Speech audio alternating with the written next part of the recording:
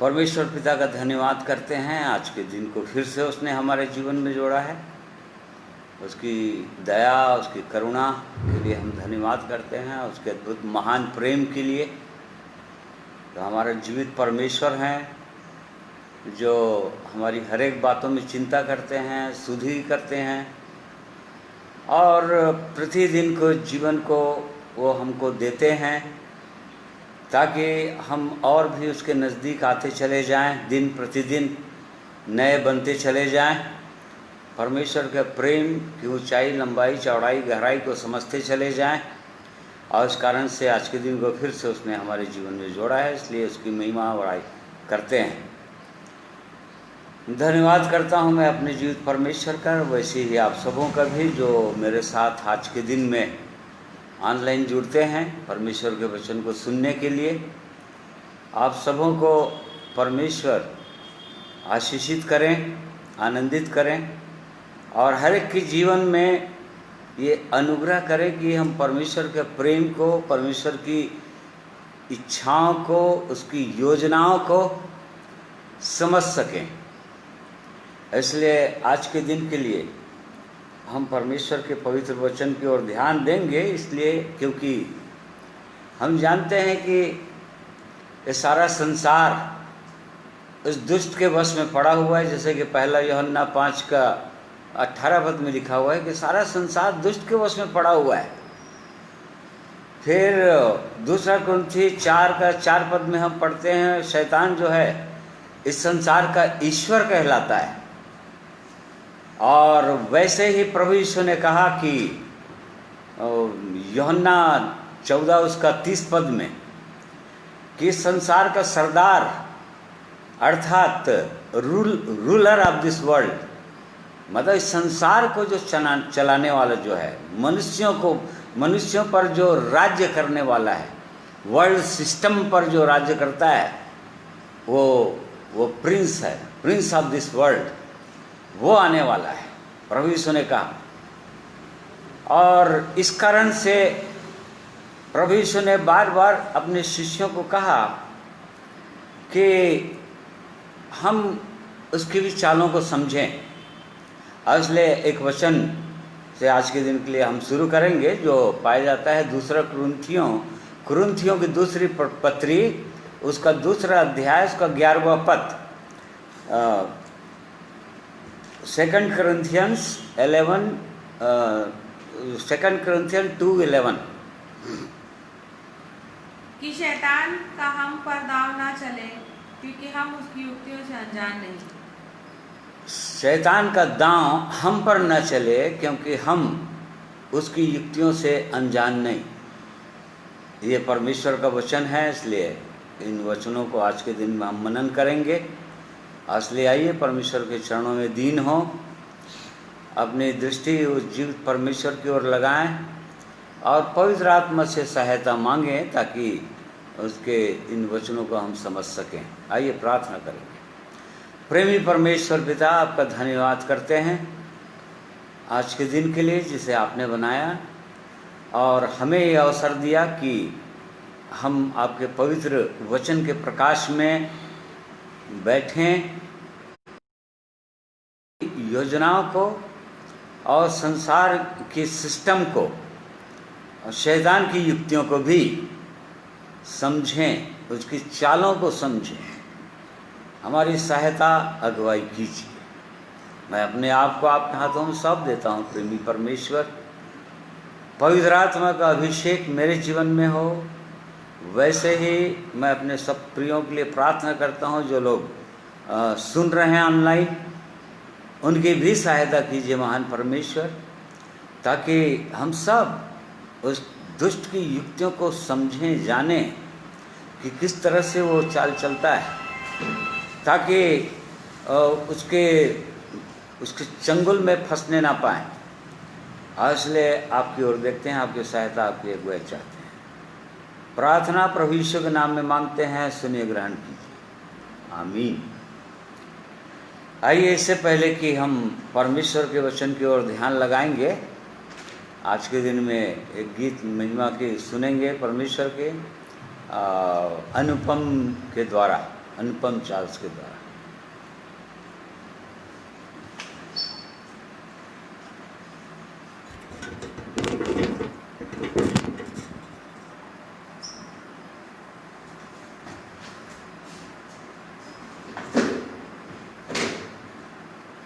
प्रभु यीशु मसीह में आप सबों को जय मसीह की। और मैं अपने परमेश्वर पिता का धन्यवाद देता हूँ कि उसने मुझे ये मौका दिया कि आप लोगों के बीच में परमेश्वर की महिमा के लिए गीत को गाऊँ। और मैं परमेश्वर का धन्यवाद देता हूँ इस गीत के लिए भी। प्रभु यीशु मसीह ने मत्ती रचित सुसमाचार के 10वें अध्याय में कहा, जो कोई अपना क्रूस ना उठाए वो मेरे योग्य नहीं है। और प्रभु यीशु मसीह ने अपने चेलों को कहा, यदि तुम मेरा चेला बनना चाहो मत्ती 16 में, तो अपना क्रूस उठाओ और अपने आप का इनकार करो। मेरे प्रियो, ये बहुत आवश्यक है कि हम प्रतिदिन, यदि हम परमेश्वर के साथ गंभीरता के साथ चलना चाहते हैं, तो हमें अपना क्रूस उठाना बहुत आवश्यक है। इसलिए मैं परमेश्वर का धन्यवाद देता हूँ सुंदर गीत के लिए। इसी संदर्भ में इस गीत को सुनेंगे।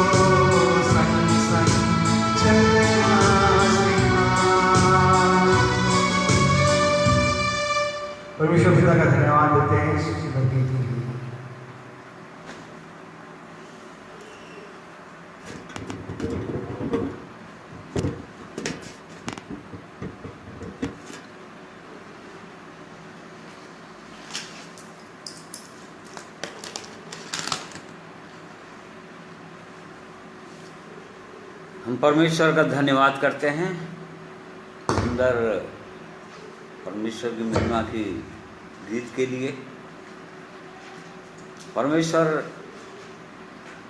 का हम धन्यवाद करते हैं उसके पवित्र वचन के लिए, जिसमें उसने सब कुछ हमारे लिए जो उद्धार के लिए आवश्यक है और जयवंत जीवन जीने के लिए जो बातें आवश्यक हैं, उन सब बातों को अपने पवित्र वचन में पवित्र आत्मा के द्वारा परमेश्वर ने अपने संतों के द्वारा रिकॉर्ड करवा दिया है।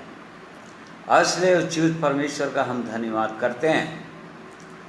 जैसा कि मैंने कहा कि ये सारा संसार उस दुष्ट के वश में पड़ा हुआ है। प्रभु यीशु ने कहा कि संसार का चलाने वाला रूलर ऑफ दिस वर्ल्ड वो बस आने वाला है और मेरे में उसका कुछ भी नहीं है। तो इसी कारण से उसकी इच्छा को, उसकी योजना को हमको समझना चाहिए, क्योंकि पौलुस का वचन, पौलुस के द्वारा परमेश्वर के वचन को हमने सुना। दूसरा कुरिन्थी 2 अध्याय उसका 11 पद में,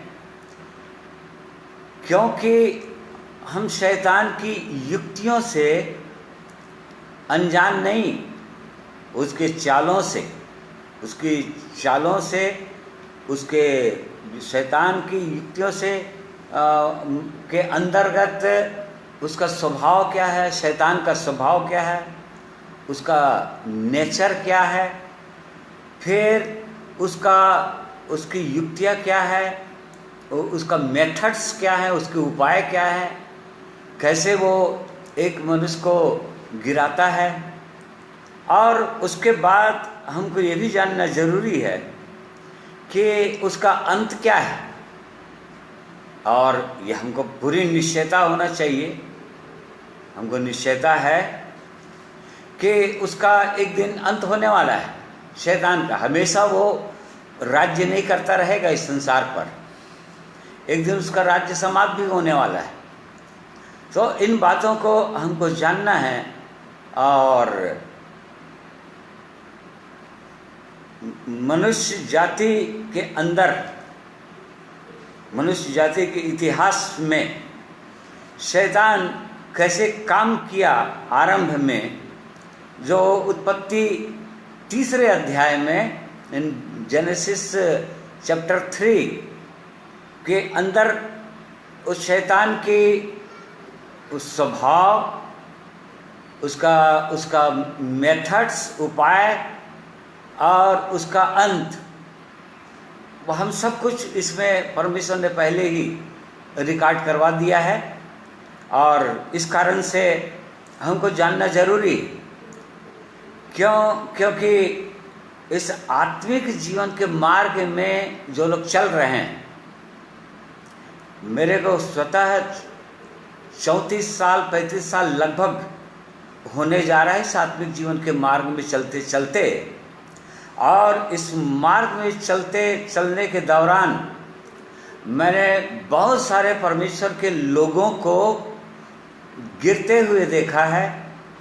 शैतान कैसे उनको अपने जाल और फंदों में फंसा दिया, गिरा दिया, और उनके अंदर जो पवित्र आत्मा का अभिषेक था उसको भी छीन लिया।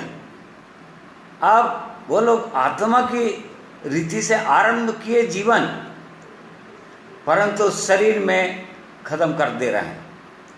ऐसे बहुत सारे लोगों को, विश्वासियों को, उद्धार पाए हुए लोगों को मैंने देखा है अपने जीवन में इस सेवा दौरान।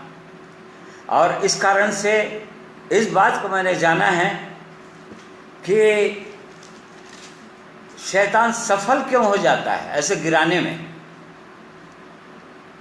और इस बात को हम जानते हैं कि सफल इसलिए हो जाता है, जैसा कि पौलुस ने कहा कि हम शैतान की युक्तियों से अनजान नहीं, अर्थात यदि शैतान की चालों को, उसके नेचर को, उसका अंत को यदि नहीं जानेगा कोई भी विश्वासी, तो वो निश्चित रूप से शैतान उस पर हावी हो जाता है, उसको गिरा देता है, उसको फिर से पापों में डुबा देता है। इस बात को हमने जाना है, और इस कारण से परमेश्वर की इच्छा ये है कि हम शैतान की चालों को भी जानें, परमेश्वर की युक्तियों को हम अच्छा से समझें, परमेश्वर के उपाय को, परमेश्वर के प्रेम को, परमेश्वर के जीवन को। तो लगभग हम प्रतिदिन परमेश्वर के वचन में हम सीख रहे हैं कि हमारे जीवन में वो परमेश्वर का प्रेम में हमको और आगे बढ़ना है, सिद्धता के मार्ग में और आगे बढ़ना है, शैतान पर और जय प्राप्त करना है।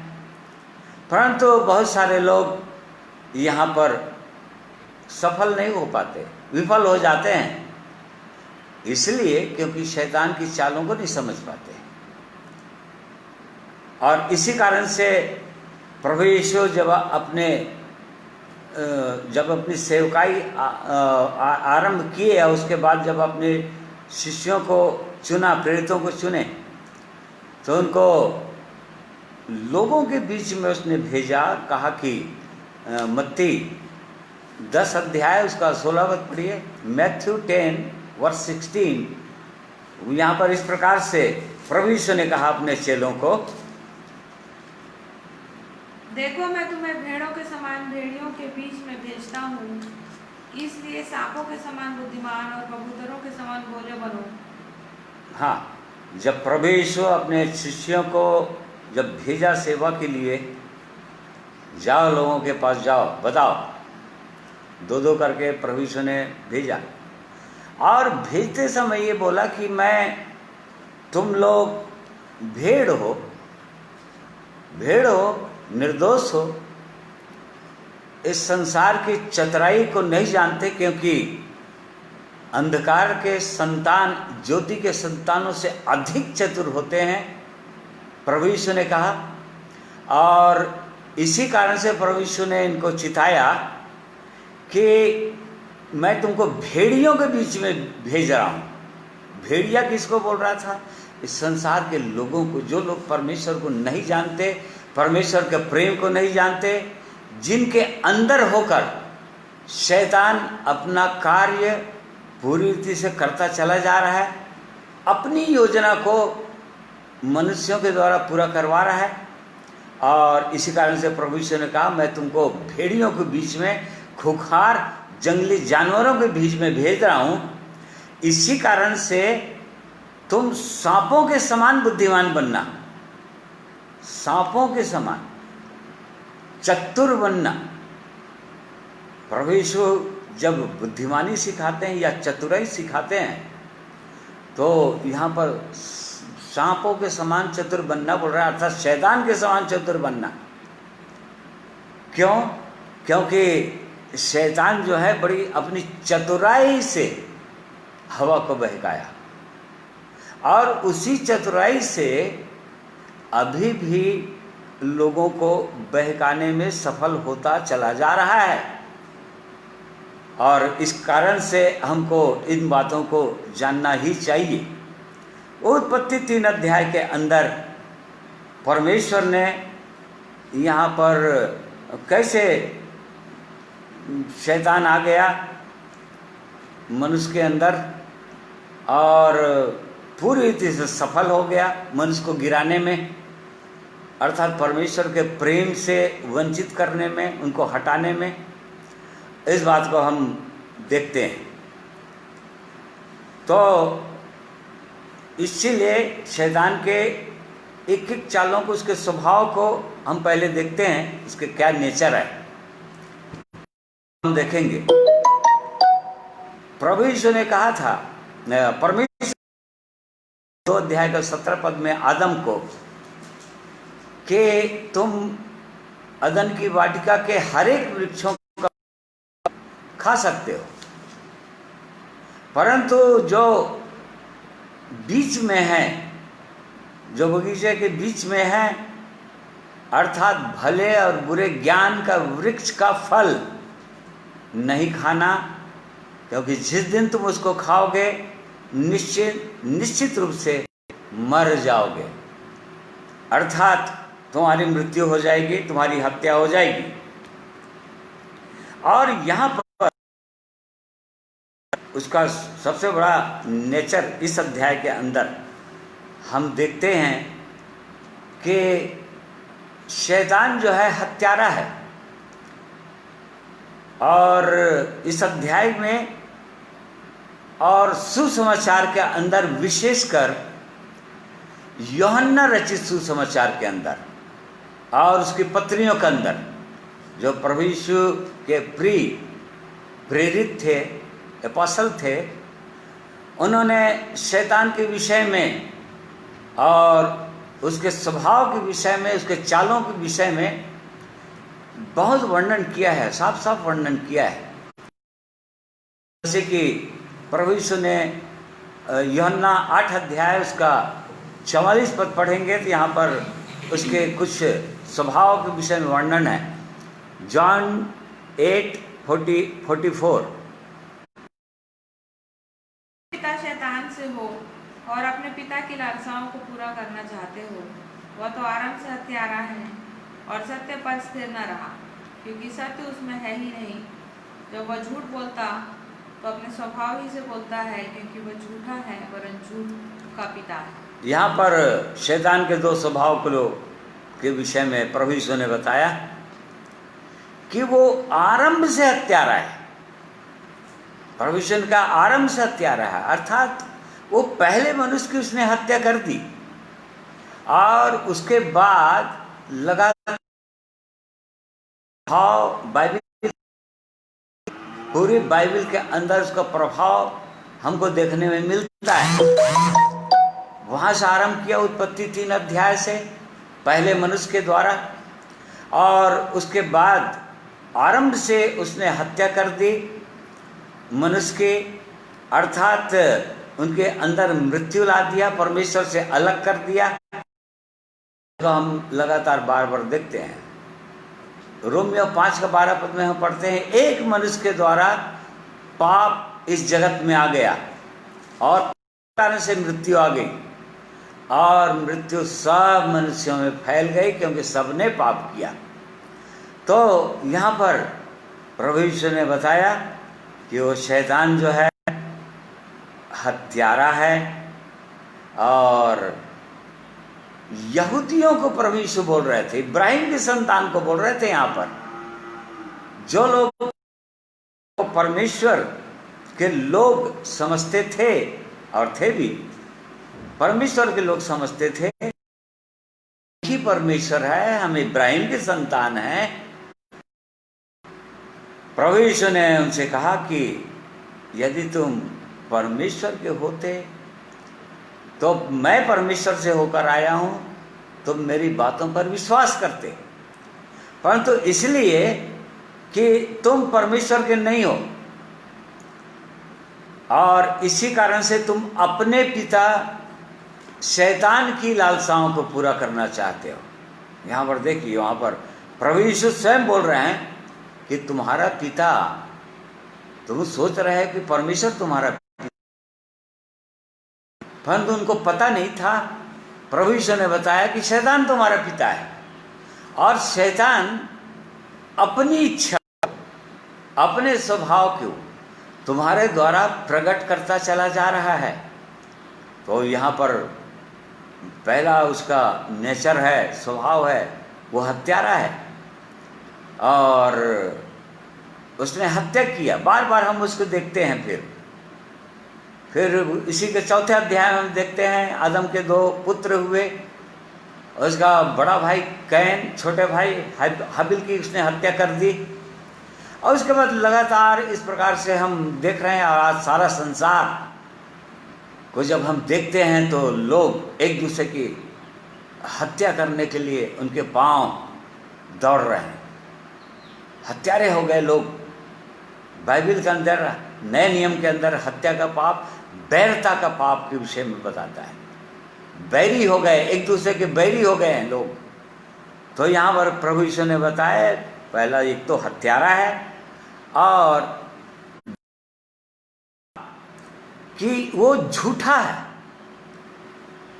He is a lawyer. वो झूठ बोलता है, स्वभाव से झूठ बोलता है, वो सत्य उसमें है ही नहीं। देखिए, शैतान कभी उसके अंदर सत्य ही नहीं है और इसलिए झूठा है। और चूंकि प्रभु यीशु इब्राहिम के संतानों को बोल रहे थे, जब तुम झूठ बोलते हो तो तुम भी अपने पिता के स्वभाव को प्रकट करते हो, अर्थात शैतान को प्रकट करते हो, क्योंकि वो झूठा है, वरन झूठों का वो पिता है। जितने लोग झूठ बोलते हैं, इस बात को परमेश्वर का वचन बोलता है, उनका पिता वो शैतान है, झूठों का पिता शैतान है। तो यहाँ पर प्रभु यीशु ने साफ साफ बता दिया कि वो झूठा व्यक्ति है, झूठों का। इसी कारण से उत्पत्ति 3 अध्याय उसका 4वां पद पढ़ो वाला।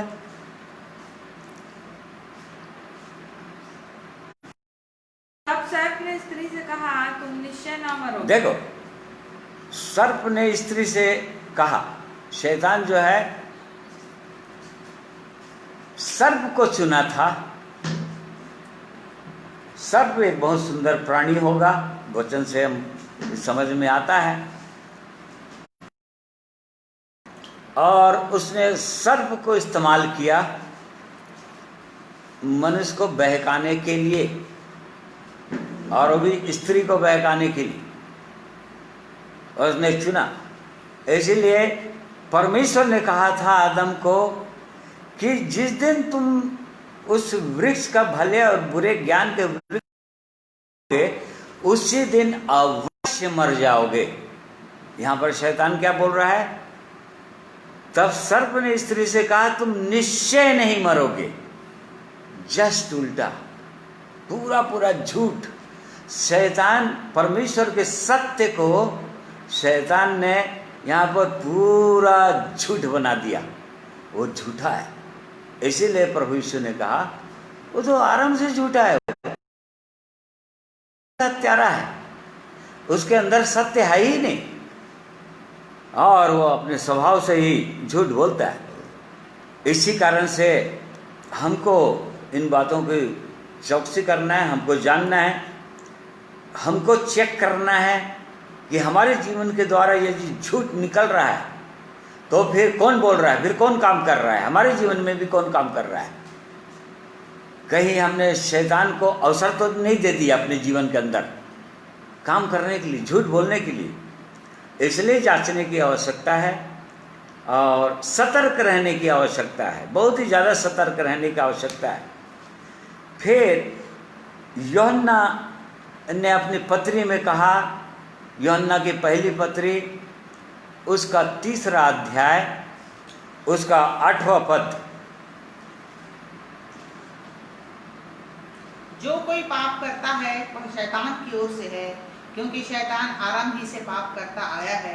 हाँ। मनुष्य का पुत्र इसलिए प्रकट हुआ कि शैतान के कामों को नाश करे। देखिए, यहाँ पर यूहन्ना फिर लिख रहा है, यहाँ पर अपनी पत्री में परमेश्वर के लोगों को चेतावनी दे रहा है, चिता रहा है कि वो तो जो पाप करता है, संसार में लोग पापों में डूबे हुए हैं। यहाँ पर यूहन्ना के द्वारा परमेश्वर अपनी आत्मा से बोल रहा है कि जो कोई पाप करता है वो शैतान की ओर से है, क्योंकि शैतान आरंभ से पाप करता आया है, आरंभ से पाप कर रहा है वो भी। ये उत्पत्ति 3 अध्याय में सब कुछ आ गया, पाप आ गया मनुष्य के अंदर, मनुष्य के जीवन में, और मनुष्य को पूरी रीति से परमेश्वर से अलग करने के लिए। तो शैतान पापी है, उसका स्वभाव क्या है? पाप करने का है। सिनर वो है, शैतान है सिनर, पाप करने वाला वो शैतान है जो पाप करता है। यहाँ पर पाप क्या है उसको भी इसी अध्याय में यूहन्ना ने बताया कि वो आरंभ से क्या पाप किया, शैतान ने क्या पाप किया। वो आरंभ से पाप करते आ रहा है, तो उसने आरंभ से क्या पाप किया, आरंभ से पाप किया। इसी के चौथे अध्याय में, तीसरे अध्याय का चौथे पद में हम पढ़ते हैं कि जो कोई, चौथा पद, जो कोई पाप करता है वह व्यवस्था का विरोध करता है, और वह पाप तो व्यवस्था का विरोध है। देखिए, पाप व्यवस्था का विरोध है, उल्लंघन है। परमेश्वर ने मनुष्य को व्यवस्था दिया है, बाइबल के रूप में नियम दिए हैं, विधियां दिया है, और कैसे चलना है, क्या करना है, क्या नहीं करना है, आज्ञाएं दिया परमेश्वर ने।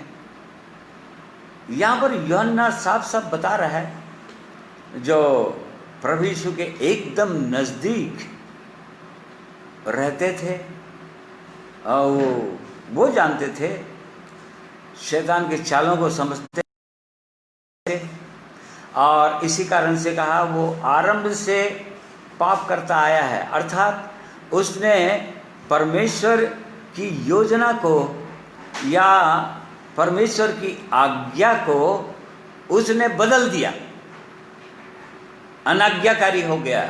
एक तो स्वयं भी अनाज्ञाकारी हो गया।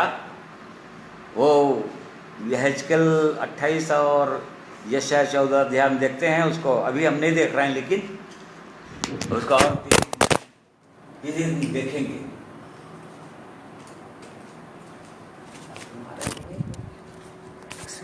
सेंस माइंड एकदम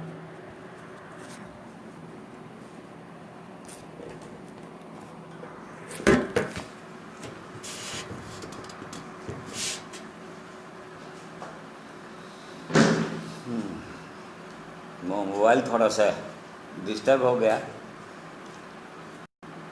तो हम देख रहे हैं कि शैतान आरंभ से पाप करता है, अर्थात परमेश्वर की आज्ञा का उल्लंघन करते आया है, परमेश्वर की इच्छा को बदलते चला आ रहा है।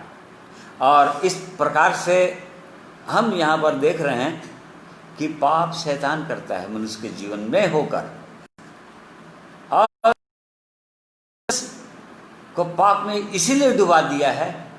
और लोग शैतान की चालों को चूंकि नहीं समझ रहे हैं, उसकी युक्तियों को नहीं समझ रहे हैं, और इसी कारण से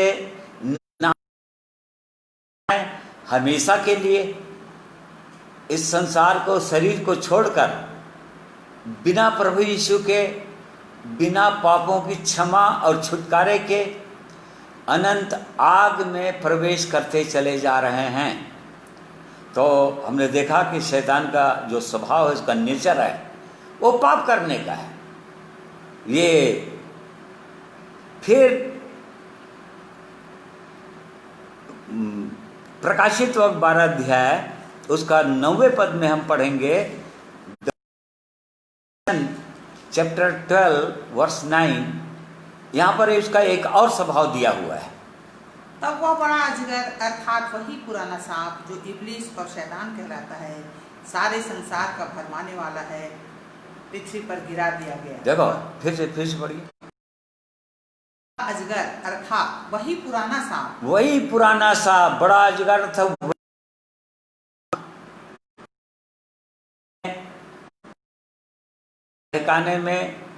बहकाने के लिए उपयोग किया था, और उसके द्वारा आदम को बहका दिया गया, और उसके बाद सारी सृष्टि के लोगों को बहका दिया, आज सबको पापों में डुबा दिया।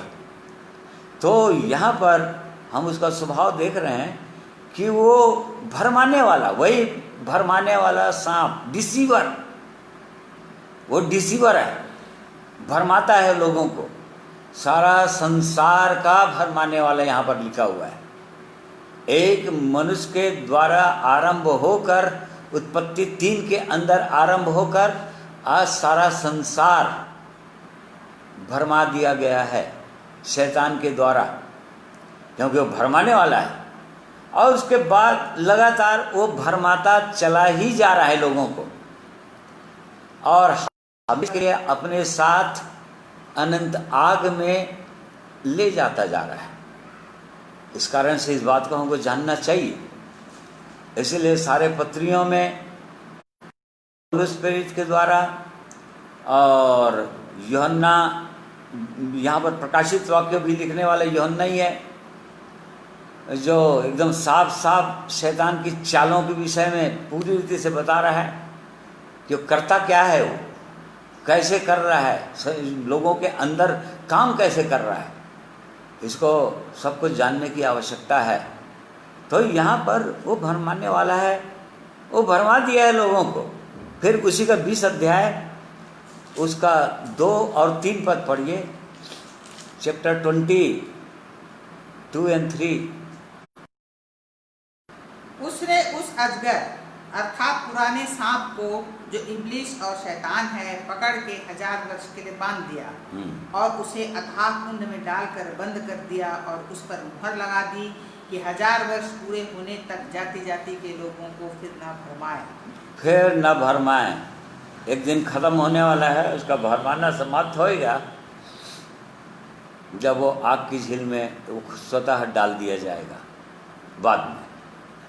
तो यहाँ पर यूहन्ना प्रकाशित वाक्य के अंदर शैतान का और एक नेचर को, इसका स्वभाव को प्रकट कर रहा है।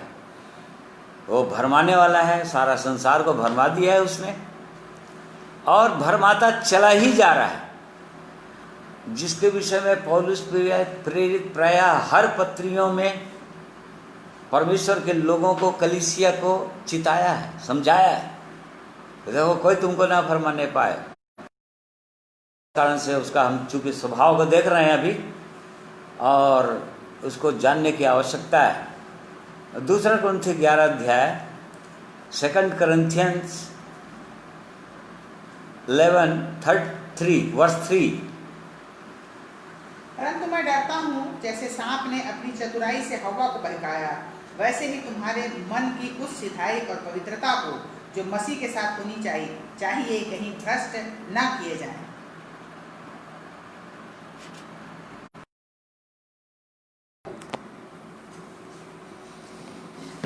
तो यहाँ पर पौलुस प्रेरित कुरिन्थियों की कलीसिया को लिखते समय बोल रहा है कि जिस प्रकार से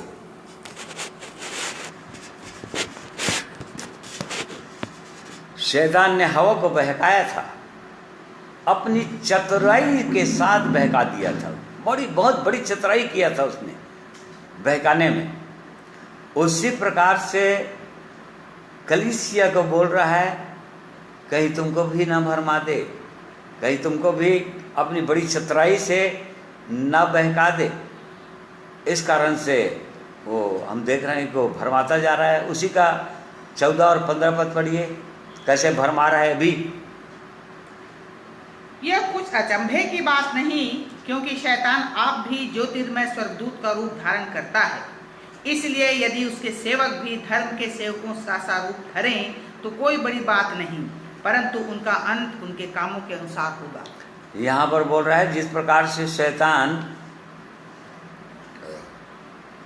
स्वर्गदूतों की नाई चमकते हुए स्वर्गदूतों की नाई काम करता है वो, और यदि उसके सेवक, शैतान के सेवक,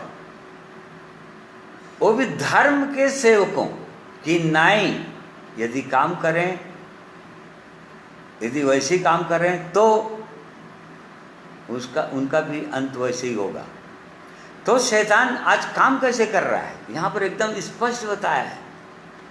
शैतान के सेवक, धर्म के सेवक, ये दोनों में अंतर आज चूंकि शैतान के चालों को लोग नहीं समझ पा रहे हैं, यहाँ तक कि परमेश्वर के लोग नहीं समझ पा रहे हैं, उद्धार पाए हुए लोग नहीं समझ पा रहे हैं कि धर्म के सेवक कौन है और शैतान के सेवक कौन है। धर्म के सेवक वो है जो प्रभु यीशु के वास्तविक रीति से पीछे चल रहे हैं, जो अपने जीवन के द्वारा प्रभु यीशु को प्रकट कर रहे हैं, उसके स्वभाव को प्रकट कर रहे हैं। जो लोग परमेश्वर के पवित्र वचन के अनुसार चलते हैं उनको बोलता है धर्म का सेवक, जो प्रभु यीशु के समान धर्म के काम करते हैं, उनको बोल रहा है धर्म का सेवक। और नहीं तो बाकी को शैतान का सेवक बोलता है। शैतान काम कर रहा है लोगों के अंदर। किनके अंदर? प्रचारकों के अंदर काम कर रहा है, उपदेशकों के अंदर काम कर रहा है। जो लोग परमेश्वर के वचन को प्रचार करते हैं, जो लोग परमेश्वर के वचन को बताते हैं लोगों को, उनके द्वारा काम कर रहा है वो। यहाँ पर स्पष्ट रीति से कुरिन्थियों के कलीसिया को पौलुस प्रेरित पत्र के द्वारा चिता रहे हैं, समझा रहे हैं। और इसी कारण से जिस प्रकार से शैतान का अंत होने वाला है, वैसे ही उनका भी अंत हो जाएगा। इसलिए हमको और गंभीर होना चाहिए, विशेषकर उनको जो लोग परमेश्वर के वचन को दूसरों को बताते हैं। हमको और बहुत ज़्यादा सतर्क होने की आवश्यकता है। इन वचनों के अनुसार जांचने की आवश्यकता है कि परमेश्वर के वचन के प्रकाश में कि हम धर्म के सेवक ठहर रहे हैं या उस शैतान के सेवक ठहर रहे हैं जो ज्योतिर्मय स्वरदूत का रूप धारण कर लेता है। अर्थात परमेश्वर के वचन को बाहरी तौर पर ऐसा प्रकट होगा जैसे कि सचमुच परमेश्वर के लोग हैं, पवित्र आत्मा से भरे हुए लोग हैं, ऐसे प्रकट होगा। परंतु प्रभु यीशु ने कहा कि अंतर में फाड़ खाने वाले भेड़िए होंगे। ऐसे लोगों से सतर्क रहने के लिए परमेश्वर बार बार बोलता है। और इसके पीछे जो काम कर रहा है उसका हम स्वभाव को देख रहे हैं, वो शैतान है। और यहाँ पर हमने देखा कि वो भरमाने वाला है संसार का, पूरी तरह भरमा के रख दिया। फिर और हम देखेंगे प्रकाशित वाक्य में पहला पत्रस 5 अध्याय 1 पीटर 5:8।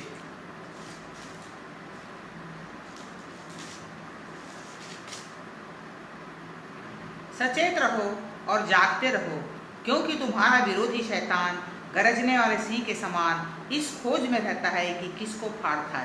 यहाँ पर शैतान को विरोधी बोल रहा है। शैतान का अर्थ ही होता है विरोधी, एडवर्सरी।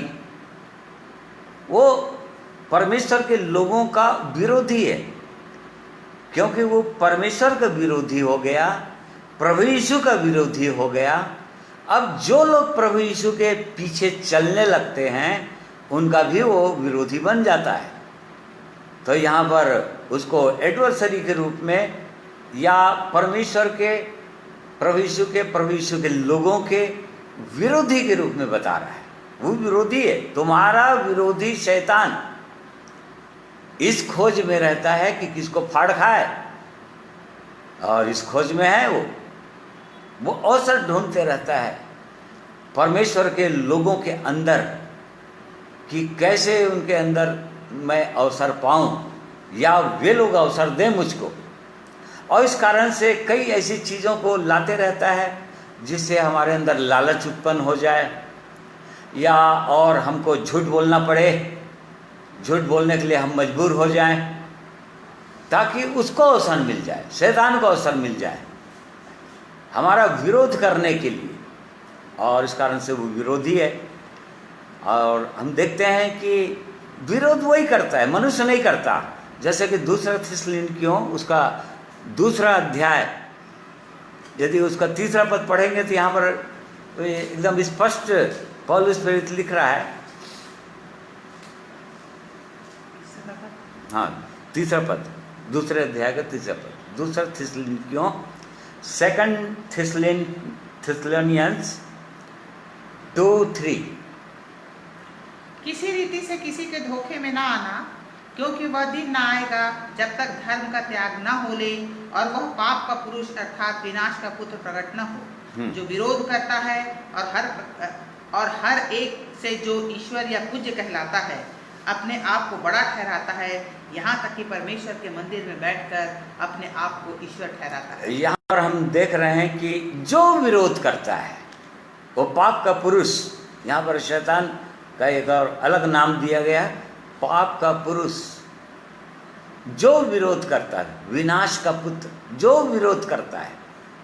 तो आज परमेश्वर के लोगों का चाहे कोई लोग भी विरोध करे, किसी के द्वारा कोई भी मनुष्य विरोध करे, वो विरोध करने वाला वो मनुष्य नहीं होता है।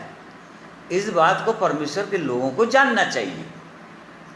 तो फिर कौन होता है? वो शैतान होता है, जो हमने देखा कि हर मनुष्य के अंदर वो राज्य कर रहा है और मनुष्य के अंदर होकर वो परमेश्वर के लोगों का विरोध करता है।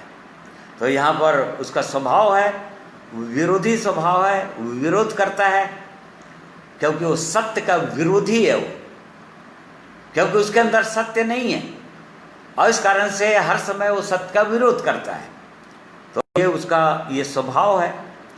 एक स्वभाव और हम देखते हैं, प्रकाशित वाक्य उसका 12वां अध्याय उसका 11 पद पढ़िए। वे मेमने के लहू के कारण और अपनी गवाही के वचन के कारण। 12वां अध्याय का 9 पद पढ़। तब वह बड़ा अजगर अर्थात वही पुराना सांप जो इब्लिस और शैतान कहलाता है, संसार का भरमाने वाला है। अच्छा, उससे पहले है क्या भाइयों को 7 पद है क्या? दोष लगाने वाला कौन सा पद है? हाँ, कौन सा पद है देखो ना तो। आगे बढ़ो। हाँ पढ़ो ना, कौन सा पद? उसी पद। वे मेमने के लहू के कारण और अपनी गवाही के। फिर मैंने स्वर्ग से बड़ा शब्द आते सुना, अब हमारे परमेश्वर और उद्धारकर्ता सामर्थ और राज उसके मसीह के अधिकार प्रकट हुआ है, क्योंकि हमारे भाइयों पर दोष लगाने वाला जो रात दिन परमेश्वर के सामने उन पर दोष लगाया करता था, गिरा दिया गया। हाँ, यहाँ पर उसका एक और स्वभाव दिया है कि वो दोष लगाने वाला है, एक्यूजर है, वो निंदा करने वाला है। शैतान का ये स्वभाव है, वो हर समय दोष लगाता है। एक तो परमेश्वर के लोगों को गलत काम करवा देता है और उसके बाद वो दोष भी लगाता है या उनकी निंदा भी करता है। तो इसलिए यहाँ पर उसका एक और स्वभाव दिया है कि दोष लगाने वाला है, अपने उसके भाइयों पर दोष लगाता है, अर्थात परमेश्वर के लोगों पर दोष लगाता है। जो प्रभु यीशु के पीछे जो लोग चलते रहते हैं, उन पर वो दोष लगाने का काम करता है, निंदा करने का काम करता है। ये उसका बहुत बड़ा स्वभाव है। जैसे कि हम अय्यूब की पुस्तक में पढ़ते हैं कि शैतान परमेश्वर के एक जन जो सही में खरा सीधा, जिसकी गवाही स्वयं परमेश्वर ने दिया शैतान को, वो शैतान जो है परमेश्वर उस पर दोष लगा रहा था।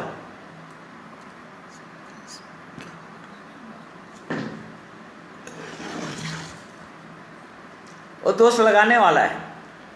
उसका एक अध्याय उसका 11वां पद पढ़िए।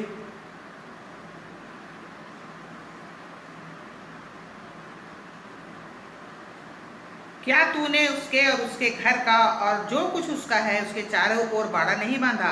तूने तो उसके काम पर आशीष दी है और अपनी संपत्ति, उसकी संपत्ति देश भर में फैल गई है।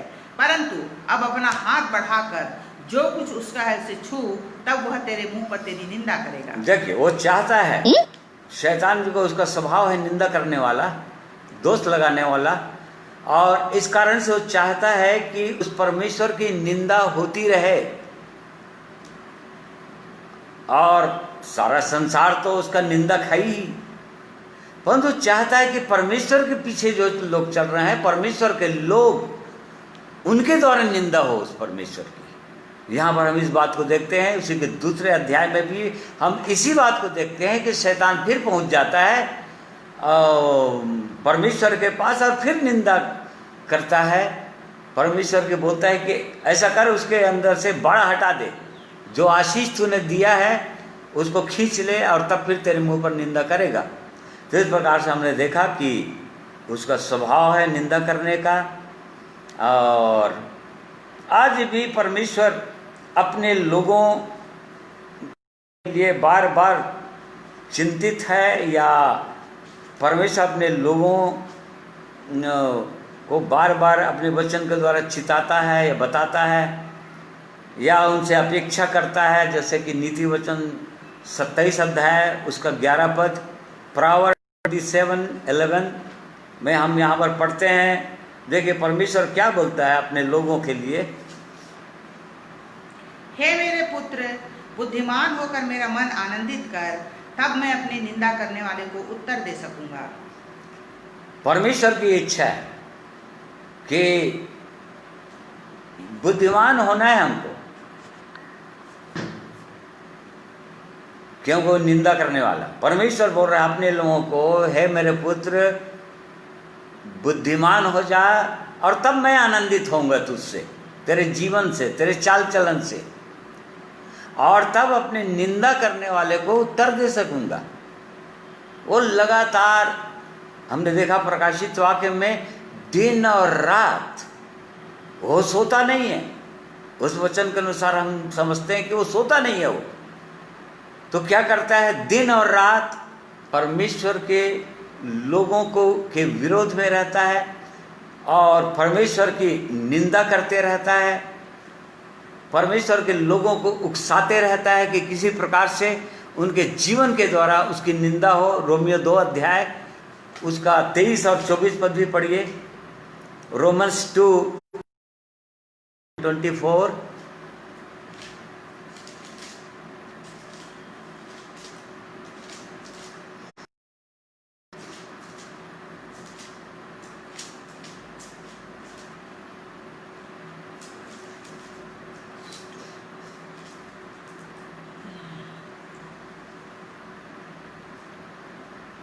तू जो व्यवस्था के विषय में घमंड करता है, व्यवस्था ना मानकर परमेश्वर का अनादर करता है, क्योंकि तुम्हारे कारण अन्य जातियों में परमेश्वर के नाम की निंदा की जाती है। जैसा लिखा है, यदि तू व्यवस्था पर चले तो खतने से लाभ है, और व्यवस्था ना माने तो तेरा खतना बिन खतना की दशा में ठहरा।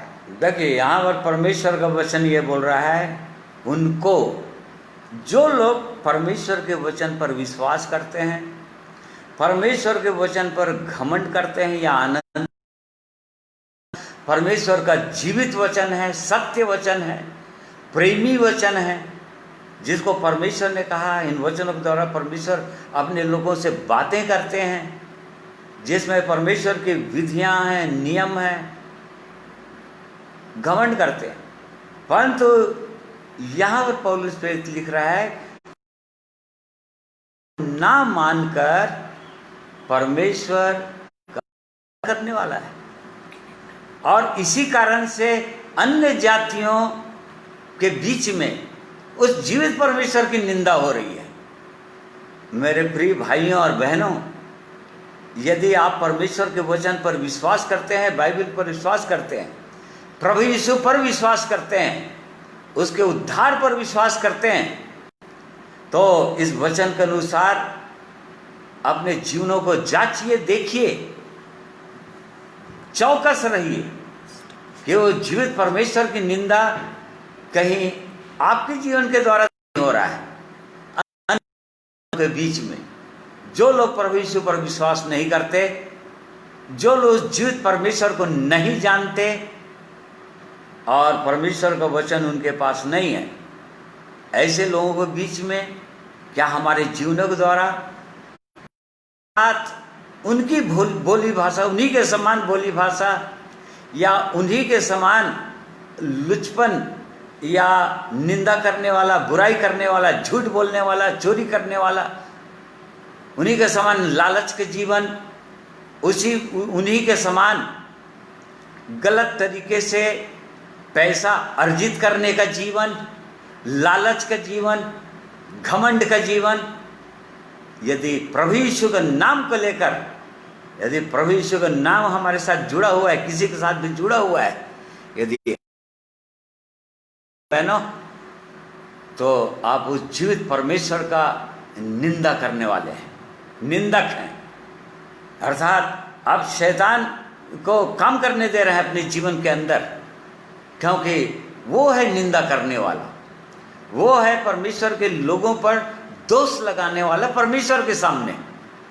परमेश्वर की इच्छा ये है कि उसकी निंदा ना हो, और इसी कारण अपने लोगों के लिए वो बोल रहे थे पुराने नियम के अंदर, यहेजकेल 36 उसका 23 पद के अंदर, बुक ऑफ इज़ेकियल 36 वर्ष, परमेश्वर ऐसा बोल रहे थे, इस कारण तू इज़राइल के घराने से कह, परमेश्वर यहोवा यूं कहता है, हे इज़राइल के घराने, मैं इसको तुम्हारे निमित्त नहीं परंतु अपने पवित्र नाम के निमित्त करता हूँ, जिसे तुमने अन्य जातियों में अपवित्र ठहराया है जहाँ तुम गए हो। मैं अपने बड़े नाम को पवित्र ठहराऊंगा, जो जातियों में अपवित्र ठहराया गया, जिसे तुमने उनके बीच अपवित्र किया। और जब मैं उनके दृष्टि में तुम्हारे बीच पवित्र ठहरूंगा, तब वे जातियां जान लेंगी मैं यहोवा हूँ। परमेश्वर यहोवा की यही वाणी है। जैसे परमेश्वर अपने लोगों को पुराने नियम में अपने नबी के द्वारा ये बातें बोल रहे थे, मैंने तुम्हारे बीच में, तुम परमेश्वर के लोग कहलाते हो, इब्राहिम की संतान कहलाते हो, इस्राएली कहलाते हो, पवित्र लोग कहलाते हो, परंतु तुम्हारे बीच में मैं पवित्र नहीं ठहरा। अन्य जातियों की दृष्टि में जो लोग परमेश्वर को नहीं मानते, जो लोग प्रभु यीशु के पीछे नहीं, उनके बीच में तुमने मुझको अपवित्र ठहरा दिया, तुमने मेरी निंदा कर दी। और जब ये जातियां, जब इन जातियों के बीच में तुम अपने जीवित परमेश्वर को प्रकट कर दोगे कि वो पवित्र है, वो वास्तव में सत्य है, वो आनंद का सोता है, वो शांति का स्रोत है, वो यदि प्रकट कर दोगे, वो प्रेम है, तो ये जातियां भी जान जाएंगी, अन्य जातियां भी जान जाएंगी कि वास्तव में वो जीवित परमेश्वर प्रभु यीशु है और कोई दूसरा नहीं। इसमें और कोई दूसरा उद्धार करने वाला नहीं है, केवल प्रभु यीशु है, जो मसीह है, जो बलिदान हुआ है क्रूस पर। क्योंकि कुलुस्सियों के पत्री में हम इस बात को पढ़ते हैं कि अन्य जातियों की आशा है मसीह। अन्य जाति लोग भी वो देखना चाह रहे हैं कि परमेश्वर कौन है, प्रभु यीशु कौन है। तो किनके जीवन में देखेंगे? जो लोग मसीही कहलाते हैं उनके जीवन में तो देखेंगे वो लोग। और जब वो लोग हमारे जीवन में मसीह को नहीं देख पाते, मसीह की पवित्रता को, मसीह के स्वभाव को, मसीह के जीवन को जब नहीं देख पाते हैं, तब इसी कारण से वो लोग भी उस जीवित परमेश्वर पर, प्रभु यीशु पर विश्वास नहीं करते कि उद्धार करने वाला परमेश्वर है, मुक्तिदाता है, पापों से छुड़ाता है, क्षमा करता है। परंतु जब परमेश्वर ने कहा अपने लोगों को, तुम्हारे बीच में जब मैं पवित्र ठहर जाऊंगा, मेरा स्वभाव को जब तुम लोगों के बीच में प्रकट कर दोगे, तो ये अन्य जातियां भी जो परमेश्वर को नहीं जानती, ये जातियां भी जान जाएंगे कि एकमात्र जीवित सच्चा परमेश्वर, उद्धार करने वाला प्रभु यीशु और कोई नहीं है, वो स्वयं परमेश्वर है, प्रभु यीशु। और इस कारण से इन बातों को हमको जांचने की, समझने की आवश्यकता है। प्रिय भाइयों और बहनों, वो कैसे काम कर रहा है इस संसार में, काम कैसे करता है वो, और सफल हो चुका है वो तो, परंतु किनके द्वारा, कौन लोग नहीं प्रकट कर रहे हैं? हमारे जीवन के द्वारा। आज सब जगह बहुत सारे लोग प्रभु यीशु पर विश्वास करते हैं, परंतु उसके अनुसार चलते नहीं। यहेजकेल नबी अपने लोगों को बोल रहे थे 33-31 में, बुक ऑफ इज़ेकियल 33 वर्स 31 में ये बोल रहे थे कि वे प्रजा की नाई मेरे वचन सुनते तो हैं, मेरे सामने आकर बैठते हैं, वचन भी सुनते हैं और होठों से मेरी महिमा करते हैं, केवल हृदय से नहीं। क्यों? क्योंकि उनके हृदय के अंदर, उनके मन के अंदर लालच भरा हुआ है, पाप भरा हुआ है, और इसी कारण से वो उस परमेश्वर की महिमा उसके लोगों के द्वारा नहीं हो पाती। वो परमेश्वर महिमावान नहीं ठहर पाता और लोग नहीं समझ पा रहे हैं। तो यहाँ पर हमने देखा ये शैतान का ये नेचर है, कैसा स्वभाव, कैसे संसार में काम कर रहा है। हमको उसकी ये स्वभाव से अनजान है, आज लोग अनजान हैं, इसी कारण से धोखा भी खाते चले जा रहे हैं और पूरा पूरा उद्धार तक नहीं पहुंच पा रहे हैं, और धोखा देने वाले लोग धोखा देने में सफल भी हो जा रहे हैं। और इसलिए प्रिय भाइयों बहनों, हमारे पास परमेश्वर का वचन है, आपके पास परमेश्वर का जीवित वचन है, आपके पास परमेश्वर का वचन है, बाइबल है। इसको पढ़िए, ठीक से पढ़िए, इसको धीरे धीरे पढ़िए, समझते हुए पढ़िए, और तब फिर आप साफ साफ इन बातों को जान जाएंगे, समझ जाएंगे कि शैतान काम कैसे करता है। और इन बातों को हमको जानना जरूरी है। यदि उस पर जय पाना है तो, यदि दो विरोधी जब लड़ाई करते हैं, दो पहलवान जब लड़ाई करते हैं, या जो भी दो विरोधी लोग जब लड़ाई करते हैं किसी भी क्षेत्र में, चाहे खेल के क्षेत्र में हो या पहलवानी के क्षेत्र में हो, यदि दोनों विरोधी एक दूसरे की चालों को जानते हैं, और जो लोग अच्छा से जानते हैं अपने विरोधी की चाल को, उसके मेथड्स को, वो लोग सफल हो जाते हैं उस पर। और नहीं तो फिर नहीं जानने के कारण से वो कैसे दांव खेलेगा, कब कैसे दांव खेलेगा नहीं समझ में आता है, इसी कारण से परास्त हो जाते हैं। बिल्कुल वैसे ही आज शैतान जो है परमेश्वर के लोगों को, जो लोग प्रभु यीशु के पीछे चल रहे हैं उनको, बाकी लोगों से तो उनको उसको लड़ने की आवश्यकता ही नहीं है। क्यों?